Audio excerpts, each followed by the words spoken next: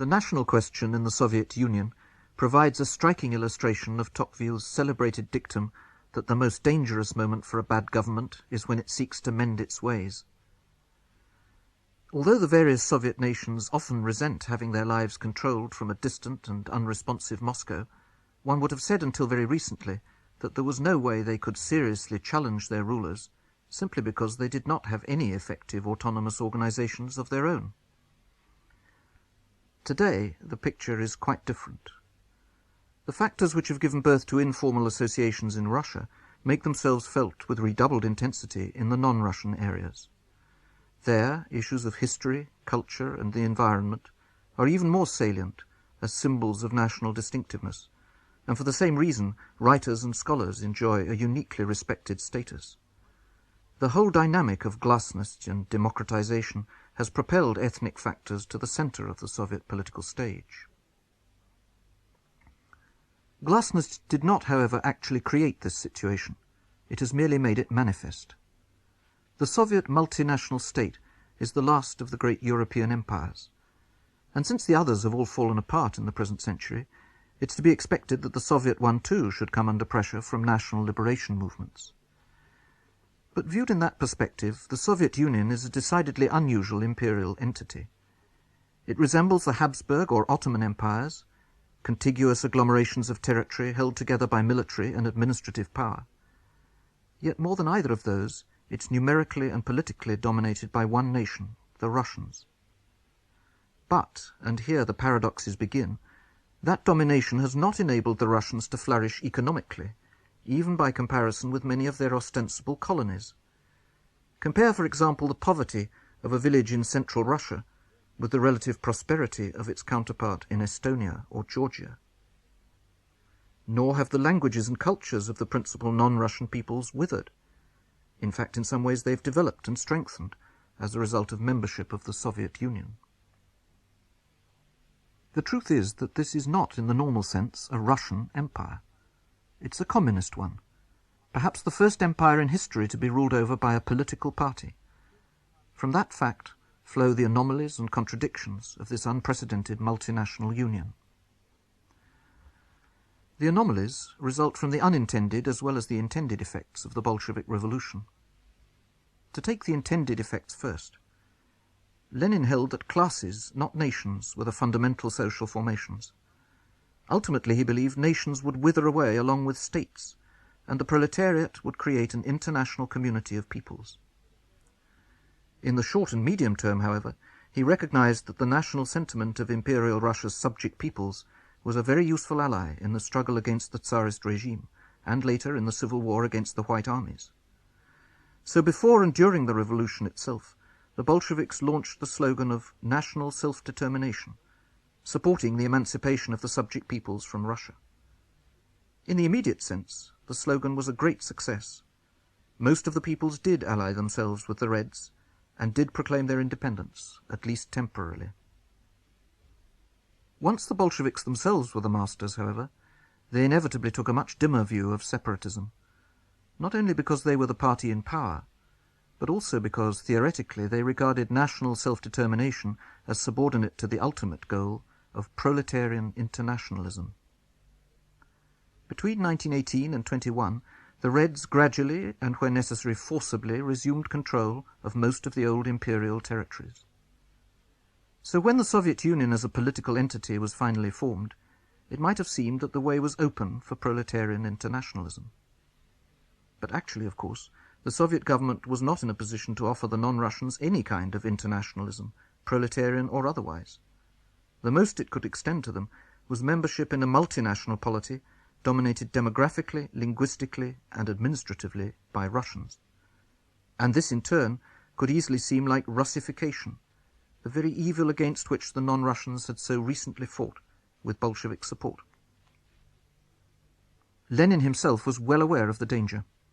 In the last years of his life, he repeatedly warned of crude Russian chauvinism making its reappearance in the leather-jacketed breast of the Soviet Commissar. He did not, though, propose a political solution to the problem. His preferred remedy, as we shall see in a moment, was cultural and linguistic. The Soviet Union was nominally designated a federal state, and its constituent republics theoretically enjoyed considerable autonomy, even the right of secession. But in practice, its administrative structure was highly centralized, with not only diplomatic and military but also economic power firmly located in Moscow. The Russian Republic, nominally just one of 7 republics in the Union, in fact contained 90% of its territory and 72% of its population.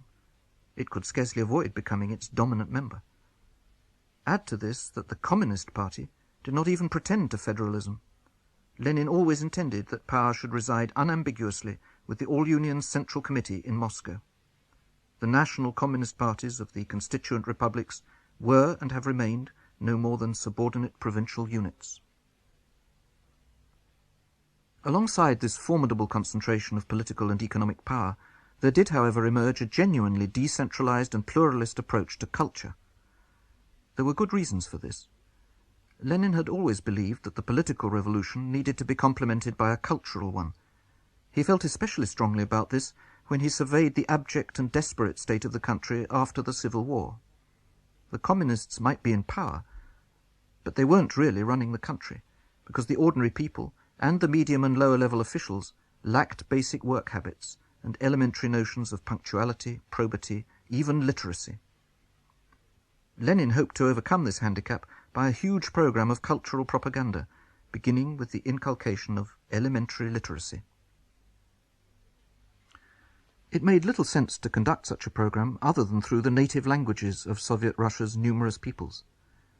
Like the medieval Catholic Church facing rural paganism, the party had to show some consideration for inherited popular traditions. The 1920s and early 30s thus saw the introduction of universal primary education in the various native languages, as well as the publication of books, journals, and newspapers in the vernacular. In some cases, this meant the transformation of what had been largely peasant or tribal dialects into full-scale literary languages. In others, it meant the revival of ancient cultures threatened with eclipse by the growing dominance of Russian. It's important to remember that not all ethnic communities automatically survive into the modern world and become full nations. For every potential nation which makes it to nationhood, there are a far greater number which fall by the wayside. Many dialects and folklores gradually fade away, or at least remain behind in the rural ghetto when their bearers come to the city and are swamped by a broader, more sophisticated culture. This was a fate which might reasonably have been expected to overtake the Ukrainian and Belarusian peoples in the early 20th century. But Soviet nationality policy unintentionally ensured that this did not happen. If most Ukrainians coming into the towns during the 5-year plans had been illiterate, then they would probably have acquired the habit of using Russian as an everyday language, and would in effect have assimilated to Russian culture.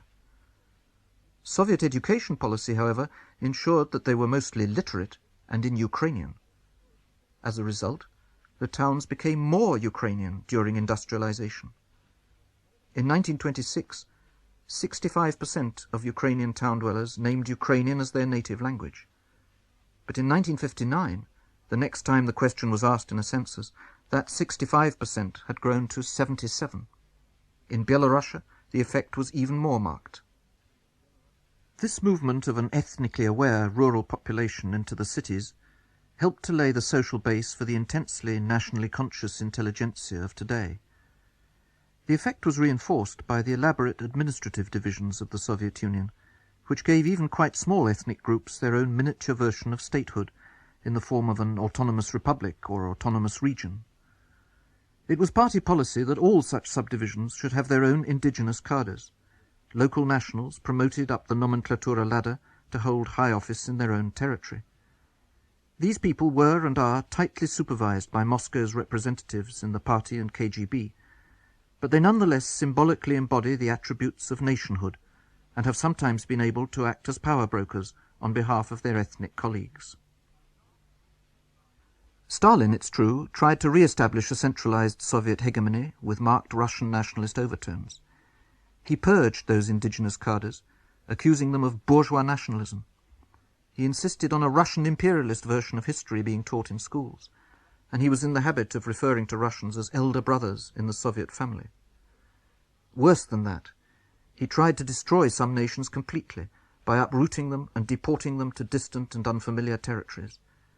Or if they were too large, then he deported or murdered their elites, as he did in the Baltic, Belarusia and Ukraine in 1939–41. Yet never did he end the practice of conducting primary education in local languages, so that the nourishing of national feeling from below continued unbroken throughout his rule, irritated and intensified by his repressions, and by the crude mixture of Marxism and Russian chauvinism which he imposed as cultural pap. Moreover, for reasons of his own, when he introduced passbooks, which all Soviet citizens had to carry, he included in them the category nationality. A citizen's ethnic background thus became a permanent administrative fact, which would affect his fate every time he applied for education, a job, or a residence permit. So, whatever the official rhetoric about the ultimate merging of nationalities, their separate existence was authoritatively registered, with far-reaching consequences for everyday life. All in all, the contradictions of Soviet policy have set the agenda for the conspicuous national revival which is going on today with the encouragement of glasnost. Given what I said in my last lecture about the emergence of informal groups in Russia, it's not surprising that non-Russian national grievances are usually formulated first of all by writers and scholars, who are in a better position than most of their countrymen both to identify potential dangers and to articulate alarm at them. Whereas in the 60s and 70s such dissent did not often spread beyond limited circles, because the authorities used an array of sanctions to keep it within bounds, in the last couple of years various concerns, different in each nation, have sparked off contact between these circles and a broader public. The most basic concerns of all are territorial. They gave rise to mass movements even before the days of glasnost. It's easy to understand why. A nation without a homeland is deprived of the most elementary condition of community life. Already in the 60s, the Crimean Tatars, deported from their native soil by Stalin and forbidden to return by his successors, were able to mobilize most of their co-nationals for a mass campaign of demonstrations and petitions. The Jews are in an analogous condition. Without a proper homeland in the Soviet Union, they saw an alternative one established in Israel in 1948. Feeling discriminated against in jobs, housing, and education, they encapsulated their national aspirations in the demand for the right to emigrate, a desire little understood by other Soviet nations and easily dismissed as mere lack of patriotism. The territorial issue which has most recently attracted the headlines is the Armenian demand to have the autonomous region of Nagorno-Karabakh incorporated into their republic. This is one of those emotionally overburdened problems whose implications are very difficult for outsiders to appreciate. The Armenians are an ancient people, the oldest continuous Christian culture in the world, with much more than a mere millennium to celebrate. But for them, territory and statehood have always been sensitive issues, since for many centuries their population was mostly uprooted and scattered between different empires. This has made them vulnerable to intercommunal violence, of which the Ottoman massacres of 1915 were only the worst example.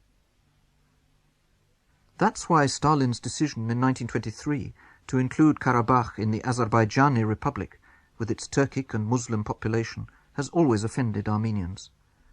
The region was at that time more than 90% Armenian in population, and the subjection to an alien race reminded them forcibly of the orphaned and vulnerable condition in which their people have so often lived. At the same time, their loyalty to the Soviet state, which after all has remained their protector against hostile neighbours, has inhibited them over the years from serious agitation to put the anomaly right. Even today their behaviour has been restrained. They know that their unrest endangers Gorbachev's perestroika, which is their own best hope for a tolerable existence in future. What's remarkable about the recent Armenian agitation is that the local Communist Party has actually espoused the demands of its own people. Discredited by decades of corruption and meek subjection to Moscow, it's no longer able to exercise its traditional authority. This has been temporarily usurped by a so-called Karabakh Committee, headed by writers, journalists and scholars, as well as officials acting in a private capacity. The committee has organized itself with branches in factories, offices and educational establishments, just like the party itself, and seems to have resisted all efforts to disband it. Nor could the party play its usual mediating role between Moscow and the locals. That role had to be taken over by two writers who went to see Gorbachev in March at the height of the first round of troubles, both to communicate to him personally the intensity of Armenian feeling and to bring back his assurance that there would be a new beginning in Karabakh. The head of the Armenian Church, Catholicos Vazgen, has also helped to fill the vacuum, supporting the claim to Karabakh, but urging his countrymen to pursue it by peaceful and legal methods. The national question, then, has the potentiality to shake established power structures and substitute, at least for a time, new forms of solidarity. In other parts of the Union, ecological issues have been to the fore in arousing public concern. In Georgia, for example, the project of building a railway through the centre of the Caucasus mountain range has drawn forth protests from writers and scholars which have aroused a lively public response. The railway would invade a remote mountain valley which supplies most of the water drunk in Tbilisi, the Georgian capital. Protesters claim that it would threaten not only historical monuments and tree cover, but the very health of the inhabitants of the city. Similarly, in the Baltic, recent unrest was initially sparked off by protests over ecologically dubious schemes: the open-cast mining of phosphorite in Estonia, the building of a hydroelectric dam in Latvia. One indignant Latvian wrote a letter to his local paper asking, "Have those who sit in various Moscow planning institutes ever been to the places they so nonchalantly propose to bury?" He was speaking for the helpless rage of millions at their subjection to economic decisions taken far away and in complete ignorance of local conditions or feelings. The most emotional issue of all, however, has probably been history. The British find this obsession with the past difficult to appreciate, though if you come from Ireland you'll probably be more sympathetic. But for the Baltic peoples, knowing exactly what was agreed in the Nazi-Soviet Pact of 1939, or how their nations became constituent republics of the Soviet Union in 1940, is far from idle antiquarianism. It affects their understanding of themselves and their place in the world right now. Hence their demands for publication of the secret protocols of the pact and for a memorial to Stalin's victims. It's a natural extension of these demands when organizations like the Estonian People's Front in support of perestroika put forward a program which includes economic self-rule for Estonia, recognizing Estonian as the official language of the Republic, and restricting immigration of outsiders. Such is the consensus in the Baltic about demands of this nature that first of all the official cultural unions, and then the national communist parties themselves, have sponsored them, partly in order to head off even more radical aims like a separate Estonian army or even national independence. For similar reasons, Ukrainians have developed what outsiders can too easily dismiss as a fetish about the blank spots of their history, and especially the famine of 1932-4. In intensified form, this famine is the same trauma which has afflicted Russians, the brutal destruction of the ancient peasant community in collectivization, aggravated by loss of life on a huge scale. The truth about this horrifying massacre has been purposely concealed, and apart from the fact of its having taken place, what interests Ukrainians most of all is whether the famine was deliberately imposed on Ukraine in order to weaken demographically Russia's largest neighbor and rival. An evening of testimony and discussion on the famine was arranged this spring by the Ukrainian Culturological Club, an informal association which has existed for over a year now in spite of harassment by the authorities. I had the chance to talk to some of their leaders in April, and felt immediately both the intensity of their concern for a vulnerable ethnic heritage and also the state of siege in which they live, quite different from the relative openness of Moscow and reminiscent of the Brezhnev era. Symptomatically, Shcherbitsky, first secretary of the Ukrainian Communist Party, is one of the last survivors of what they call the era of stagnation still holding high office. As a current wry joke has it in Kiev, want a rest from perestroika? Then come to Ukraine. There are cogent reasons for this anomaly. Ukraine has always occupied a peculiar place in the constellation of Soviet nations. Whereas all the others, apart from Belorussia, are in some sense peripheral, Ukraine is central. Without it, something is torn from the very heart of the Soviet Union. This is partly a matter of strategic situation on the high road into Central Europe and the Balkans. It's also the vital industrial and agricultural wealth of Ukraine. Perhaps most of all, it's demographic. Without the 42 million Ukrainians and the 9 million Belarusians, the Russians themselves make up only half of the Soviet population. But add in the Ukrainians and Belarusians, and they are ethnically closely related, then the Russians are easily the dominant nation, demographically as well as politically. Ukraine is thus the key to the Soviet Union's national problem. That's why Soviet leaders tend to be nervous and rigid in their treatment of it. Life would be much easier for them if the Ukrainians would just quietly allow themselves to be assimilated into the Russian nation. In some ways, things are moving in that direction. After the rapid Ukrainianization of the 20s to 50s, there has been some falling back since. This reverse was precipitated by an educational reform of 1958, which made it no longer compulsory to teach a child's native language as a school subject. Russian, by contrast, remained compulsory throughout the Union. This measure was especially damaging to the Ukrainian and Belarusian languages, since given the choice, many parents prefer to send their children to Russian schools, where they will learn to speak and think in the lingua franca of the empire, and so acquire better prospects for higher education and employment. The result is that the number of Belarusian and Ukrainian language schools has declined sharply, in Belorussia almost to extinction point in the towns, while in Kiev, capital of Ukraine, only 12% of schools are Ukrainian today. The Ukrainian Writers' Union has taken a public stance on this question. Last year, the writer Dmytro Pavlichko warned that if things went on as at present, the Ukrainian language would probably survive only in Canada, and he called for a law making the study of the native language, literature and history compulsory within the Republic. Ukraine is not the Baltic, however, and the Communist Party has offered no support whatever for this campaign. Writers to whom I spoke earlier this year feel bitterly that their own political leaders are letting them down. Ukraine stands, in fact, as a last monument to the now largely abandoned goal of merging the Soviet nations and creating proletarian internationalism. One nation in the Soviet confraternity is in a very singular position, and that's the Russians. To all appearance, they are the imperial nation, the elder brother in Stalin's words. They have no worries about their territory, or their language, or alien immigration. In fact, other nations feel threatened by them. Yet, curiously enough, in some respects the Russians feel like a national minority discriminated against in their own country.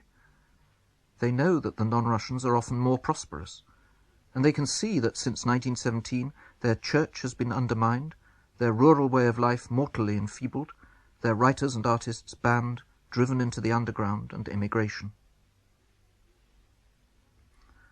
As an imperial nation, the Russians, like the English, tend to invest their ethnic consciousness in the state structures they have created. But what happens when those structures turn round and victimize them? Who are they to blame for that? Actually, it was the Soviet state, especially but not only in its Stalinist guise, which inflicted these injuries. But not all Russians have the detachment to appreciate that fact. And since there is no ethnic elder brother to reproach, it comes easier to heap imprecations on the Communist Party's traditional targets, on international imperialism, and on unspecified rootless cosmopolitans, which usually means the Jews. In the last couple of years, an informal association has arisen to articulate these sentiments. Known as Pamять, memory, it originated, like its counterparts among the non-Russians, as an action group of those concerned about the protection of the environment and historical monuments. It's clearly become something more than that, although I have to say that since the Soviet media publish only fragmentary and derogatory material on Pamять, we've got very little reliable information about it. However, one or two of its manifestos have found their way to the West, and they enable us, I think, to characterize it as being an outgrowth of popular Stalinism, of the period after the Second World War, when official anti-imperialism, Russian chauvinism, and anti-Semitism were at their height. The heart of the message is that international imperialism, nourished by Zionism and by its servile, mercenary lackey Freemasonry, is attempting to plunge the world into the vortex of a new global catastrophe. Pamit exhorts the Soviet peoples to resist this threat by uniting round true leaders, and commends the Central Committee of the Communist Party headed by M.S. Gorbachev. This expression of loyalism cannot altogether conceal the proto-fascist worldview which underlies the manifesto. How far such sentiments are shared by the rank and file of Pamit, indeed how many members there are and who they are, is impossible to say. The Soviet press claims that there is a healthy mass membership led by irresponsible demagogues. There may be something in this, but since the organization is so oriented towards strong leadership, its ordinary members cannot easily be dissociated from the fascist principles proclaimed by its leaders. Pamit could cause serious trouble in an area like the Baltic, where the locals are increasingly resentful of outsiders. The Russians there could easily become the Ulster Unionists of Soviet politics. The situation is complicated by the fact that ever since the 30s, the Soviet Communist Party has sometimes made use of Russian nationalism as an auxiliary ideological force with more mass appeal than Marxism. In the turmoil generated by perestroika, it may be tempted to do so again now, and to conclude some kind of tacit alliance with Pamit. The trouble is, Russian nationalism is not just equivalent to the other nationalisms of the Union. Russians often ask me, why shouldn't we be entitled to our own patriotism like any other nation? The answer is that Russia is so large and so dominant that Russian patriotism as a political force would unbalance the whole structure of the Soviet Union. It would split the Communist Party into its national components, something which is already beginning to happen, as we've seen, in the Caucasus and the Baltic. The fact is, and Soviet leaders must face it squarely, the national question could break the Soviet Union. After all, it's broken all the other empires of the 20th century. Why should the Soviet Union be an exception?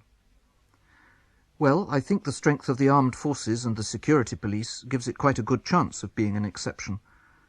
But all the same, if the Soviet leaders don't handle national aspirations with exemplary tact, then the only way they'll be able to hold the whole explosive mixture together is by combining super-Brezhnevian corruption with military and police coercion on a scale which would distract the Soviet Union from its strategic commitments. That would be expensive, demoralizing, and internationally enfeebling. The alternative is to convert the Soviet Union into a genuine federation. That's what it already is on paper, so it will only be necessary to breathe authentic life into institutions which already exist in suspended animation. I say only, but of course the task will be fraught with difficulty, especially since it will entail federalizing and democratizing the Communist Party. Otherwise, the national republics will never be able genuinely to determine their own economic, educational, and other policies. However, Gorbachev is already moving in this direction, democratizing local party organizations, reforming the Soviets so that they can exercise real responsibility. Nor would he actually be risking very much in conceding greater powers to the national republics. The armed forces and the KGB remain, as I say, quite strong enough in a territorially unified Commonwealth to cope with most conceivable conflicts. And conflicts there would certainly be, as the example of Yugoslavia suggests. But federalization would reflect the emerging pluralism of politics, and would release creative energies which could enhance the wealth, strength, and international standing of the Soviet Union.